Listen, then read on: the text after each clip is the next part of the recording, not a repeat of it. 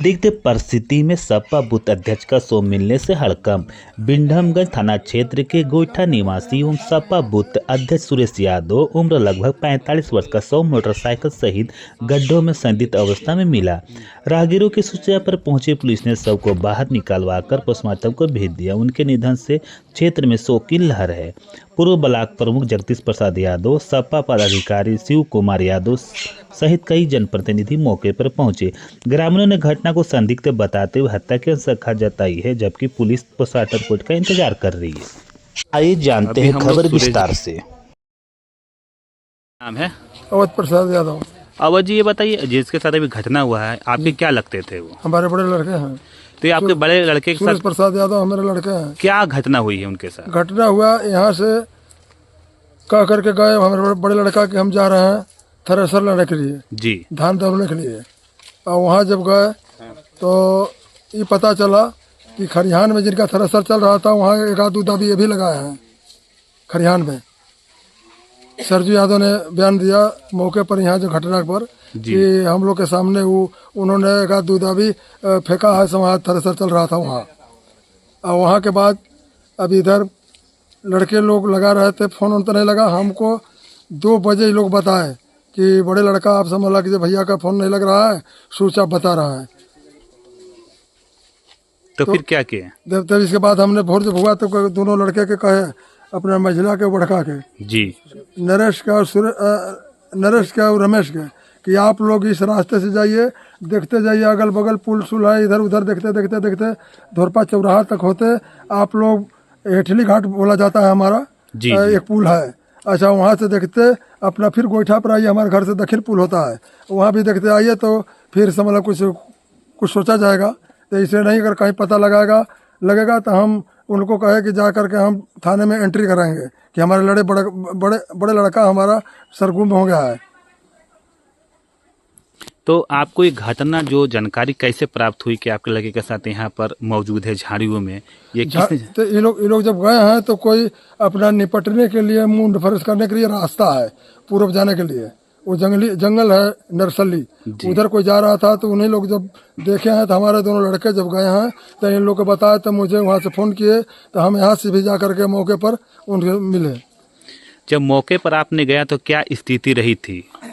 स्थिति वही रही था कि उतर में गाड़ी का हैंडल हमार था और लड़का भी उतर में, और समझ लीजिए ऊपर में चक्का था और बगल में करार दीवार है, उसमें कोई टच नहीं है। और जब वो पश्चिम से आ रहे हैं तो उनको मोड़ना चाहिए तो दक्षिण में आने के लिए, लेकिन गाड़ी का माथा उनका सिर है ना उत्तर में मिला है और गाड़ी में कोई खर्च नहीं लगा है। अच्छा, उनके कितने बच्चे थे? उनके कितने लड़के लड़कियां थी? दो लड़के हैं, एक लड़की है। हमारे बड़े लड़का है, एक लड़का की शादी हुआ है और 2 भी शादी नहीं हुआ है। क्या इसमें आपको संदेह लग रहा है? क्या कुछ संदेह लग रहा है? क्या संदेह से ये है सर कि अगर कहीं का कोई सुराग नहीं है तो आज तक से तो हमको नहीं लगा था कि कहीं लड़का हमारा गिर गया या गाड़ी। अच्छा, प्रशासन को किसने सूचना दिया? प्रशासन पुलिस को किसने बुलाया? वही सब लोग जुटा तो प्रधान मौके पर आए और प्रधान से बोले कि आप सूचना करिए, अगर कोई किया होगा नहीं किया होगा लेकिन आप करिए, तो मौके पर देख करके प्रधान जी सूचना किए हैं। आपका नाम? नरेश प्रसाद। नरेश जी, ये बताइए जो अभी एक घटना हुई है, क्या हुई घटना?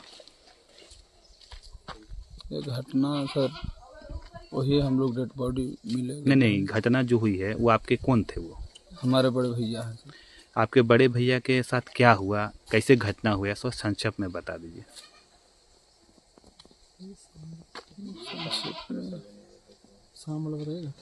वो घर से निकले थे अपना थ्रेसर लाने के लिए खरिहान में धान उन कटवाने के लिए जी। उसी बीच तो कम से कम देख रहे हैं जो घर से निकले थे 6 बजे। जी जी। जिसमें उनसे बात हुआ 7:39 पर घर से फ़ोन किया उनके पास जी। और उधर बल्कि गए तो अपना धान उन भी लगाने लगे। जी जी। इसके बाद 7:39 के बाद जब बात हो लगा तो फिर मोबाइल उनका जब 9 बजे लगाने लगे जी वो बोले फ़ोन में जो ठीक है हम आ रहे हैं। जी। और 9 बजे जब लगाने लगे तो उनका मोबाइल बंद बताने लगा। मोबाइल जब बंद हो गया जी। तो फिर आप लोगों ने क्या किया? हम लोग जहाँ पे वो गए थे थ्रेसर लेने, जो बताया कि वहाँ धान भी लगाया है, वहाँ गए हम्म, उनसे पूछने कि भाई यहाँ आया था, उसका मोबाइल बंद है तो यहाँ तो नहीं है। हम्म, उसने बोला जो नहीं हम लोग साथ में थे, लेकिन वो जो है भाई चले गए। बोले जो 3-4 लोग हम लोग साथ में थे, लेकिन वो तो भाई चले गए। आपका नाम? प्रेमचंद। प्रेमचंद जी, ये बताइए, ये आपके पापा जो अभी घटना हुई, आपके पापा थे और आप शायद पढ़ाई करने की क्या करते हैं रेनीकुट में, है ना? वहाँ थे, आपने सूचना क्या मिली आपको?